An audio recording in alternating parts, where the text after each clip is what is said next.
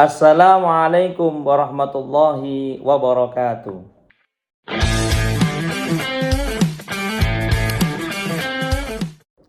Alhamdulillahi rabbil alamin, wabihi nasta'in wa ala umuri dunya waddin. Asyhadu an la ilaha illallah wahdahu la syarikalah, wa asyhadu anna Muhammadan abduhu wa rasuluhu la nabiyya ba'dah. Allahumma salli wa sallim wa taraham wa tahannan ala sayyidina Muhammadin wa ala ali sayyidina Muhammadin, amma ba'du.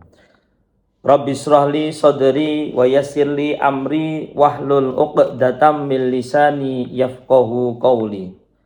Qala Allah Ta'ala fil Qur'anil Karim, a'udzu billahi minasy syaithanir rajim. Bismillahirrahmanirrahim. Ya ayyuhalladzina amanu kutiba alaikumus syiyam kama kutiba alal ladzina min qablikum la'allakum tattaqun. Wa qala an-nabiy sallallahu alaihi wasallam, man shoma ramadhana imanan wa ihtisaban ghufira lahu ma taqaddama min dzambi. Shadaqallahul adzim wa shadaqa rasuluhun nabiyyul karim wa nahnu ala dzalika minasyahidin. Hadirin wal hadirat, as'adakumullah, yang semoga dihormati Allah Subhanahu wa taala. Seluruh pemirsa yang berbahagia, pada saat ini saya akan menyampaikan beberapa hal, yang mana tema yang akan saya sampaikan adalah berkenaan dengan tata cara berbuka yang baik. Bagaimana cara kita berbuka yang baik? Mungkin perlu kita ketahui bahwa ketika kita akan berbuka, itu adalah saat yang ditunggu-tunggu oleh seluruh umat Islam di seluruh dunia. Tidak ada seseorang yang berpuasa kecuali dia menunggu waktu maghrib. Allahu Akbar, Allahu Akbar. Atau waktu berbuka. Maka di sini saya sampaikan bagaimana cara kita agar kita berbuka, tetapi berbuka yang bisa menjadikan buka itu adalah buka yang baik, atau buka yang sesuai dengan sunnah Nabi Muhammad Sallallahu Alaihi Wasallam. Sebelumnya saya akan sampaikan hadis yang mana keutamaan orang yang berbuka.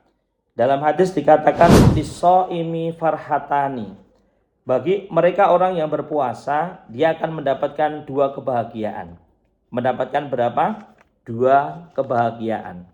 Yang pertama adalah kebahagiaan farhatun inda fitrihi wa farhatun inda liqa'i rabbihi. Artinya adalah dua kebahagiaan yang didapat oleh orang yang berpuasa. Yang pertama adalah ketika dia berbuka, dan yang kedua ketika besok bertemu oleh Allah Subhanahu wa taala di surganya Allah Subhanahu wa taala, karena dia adalah orang yang berpuasa. Maka sangat luar biasa bagi seorang yang berpuasa, akan merasa sangat bahagia ketika dia bertemu ataupun dia sampai di waktu maghrib, kemudian dia bisa menikmati makanan dan minuman yang memang sudah waktunya untuk berbuka. Di sini saya sampaikan bahwasanya prinsip ketika kita berbuka adalah jangan lupa siapkan makan makanan yang halalan thayyiban. Tidak cukup hanya halal, tapi harus thayyiban. Artinya apa? Kita cari makanan-makanan yang bisa membuat tubuh kita itu semakin baik dan semakin sehat. Di antaranya kita melihat dari segi kandungan proteinnya, kandungan gizinya, kandungan vitaminnya. Dan hindarilah berbagai makanan yang bisa memicu penyakit-penyakit yang mana itu bisa memperburuk keadaan fisik kita semuanya. Dalam Al-Quran dikatakan, kulu wasrobu wala tusrifu. Makanlah dan minumlah dan jangan berlebihan. Perlu kita ketahui, walaupun kita makan makanan yang halal, tapi jangan jadikan buka itu sebagai ajang balas dendam. Tahu ajang balas dendam? Ajang balas dendam adalah ketika kita berbuka, justru kita tidak menahan daripada nafsu, kita mengumbar nafsu ketika berbuka. Ini berarti kita meninggalkan esensial daripada berpuasa. Berpuasa menahan hawa nafsu, tapi ketika berbuka malah terlalu banyak makan atau terlalu banyak lauk dan lain sebagainya. Ya makan sesuai aja dengan kadarnya. Kalau mungkin kita punyanya sesuatu yang biasa saja, ya sudah kita makan itu, toh itu rezeki dari Allah Subhanahu wa Ta'ala. Jangan sampai ketika kita berbuka justru malah kita menjadi ajang balas dendam. Lauknya ada ikan, ada ayam, ada sate, ada ini, semuanya ingin dimakan. Minumannya ada es buah, es campur, es teler, semuanya mau diminum semuanya. Maka saya sarankan ketika berbuka yang biasa-biasa saja. Nabi Muhammad SAW ketika berbuka dalam sebuah hadis dikatakan ida aftoro ahadakum, ketika kalian mau berbuka fal yuftir ala tamrin. Kata Nabi, berbuka adalah dengan kurma. Fa innahu barakatun. Bahwasanya ketika kita berbuka dengan kurma termasuk dari sunnah Nabi, maka kita dapat pahala karena mengikuti sunnah Nabi.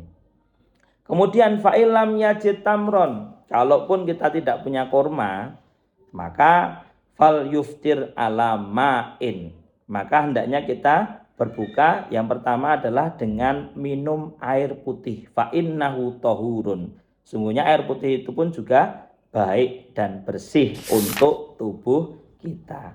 Maka kita sering mendengarkan ada keterangan bahwasanya ketika berbuka carilah yang manis. Tapi kita salah penafsirannya. Manis di situ manis yang alami, bukan manis yang buatan seperti kita minum makanan yang mungkin terlalu banyak gula pengawet dan lain sebagainya. Maka itu sangat dihindarkan. Ketika kita berbuka, carilah pemanis yang alami. Salah satunya ada dalam kurma. Maka ada dalam hadis disebutkan seperti itu. Kemudian ketika kita berbuka, jangan lupa untuk berdoa. Nah, berdoa ini sangat penting. Karena apa? Ketika kita lupa berdoa, sama saja kita itu sebagai orang yang sombong. Karena apa? Doa itu termasuk ibadah. Ketika kita berdoa, kita berarti melaksanakan kewajiban untuk beribadah dan meminta kepada Allah Subhanahu wa Ta'ala. Apalagi ketika kita berdoa di waktu berbuka, itu adalah termasuk waktu mustajabah. Untuk berdoa itu yang paling bagus adalah ketika kita sudah makan dan minum, kemudian kita baru berdoa. Katakanlah kita minum, habis itu doa, zahabat doma'u wa batalatil uruku wa sabatal ajru insyaallah. Atau kita berdoa, Allahumma laka sumtu wa bika amantu wa ala rizkika aftartu birahmatika ya arhamar rahimin. Nah, setelah itu kita mau berdoa yang lain pun juga diperkenankan. Umpamanya kita baca doa seperti doa kebaikan dunia akhirat, Rabbana atina fid dunya hasanah wa fil akhirati hasanah wa qina adzabannar. Jadi bebas kita mau berdoa apapun setelah kita berdoa pembuka, yaitu yang sudah saya sampaikan tadi di depan. Itu yang menjadi adab orang yang ketika berbuka. Kemudian selain itu, ketika kita berbuka, mendengar sudah tanda masuk waktu maghrib atau azan, maka kita untuk menyegerakan berbuka. Jangan sampai menunda berbuka. Di sini dikatakan dalam hadis bakiru bil afqari wa akhirus suhura. Bahwasanya di sini kita diperintahkan untuk menyegerakan berbuka dan yang mengakhirkan sahur. Jadi yang akhir itu sahurnya, bukannya untuk didahulukan. Mungkin itu sedikit yang saya sampaikan adab ketika kita akan berbuka. Jadi ingat, ketika kita berbuka, kita harus mempunyai adab dan etika agar apa? Agar kita selalu mendapatkan keberkahan baik di dunia maupun di akhirat. Dan semoga puasa kita diterima oleh Allah Subhanahu wa Ta'ala dan kita mendapatkan gelar takwa di sisi Allah Subhanahu wa Ta'ala. Cukup sekian dari saya, kurang lebihnya mohon maaf. Billahi taufiq wal hidayah, ihdinas shiratal mustaqim. Wallahu muwaffiq ila aqwamit thoriq. Summa wassalamu alaikum warahmatullahi wabarakatuh.